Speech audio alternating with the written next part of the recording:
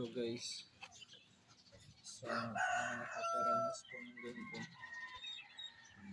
may lunas pa po ba itong tulad na ito? May limberni.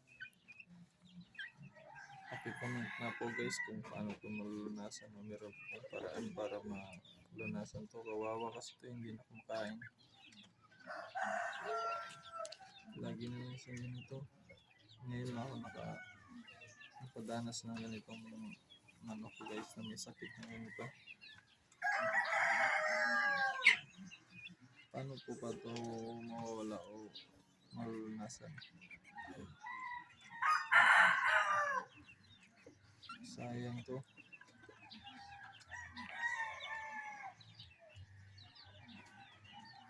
Kawawa guys. Malaki to dati, ngayon pumayat na kasi hindi na siya masyadong kumakain. Abnormal na yung ulo.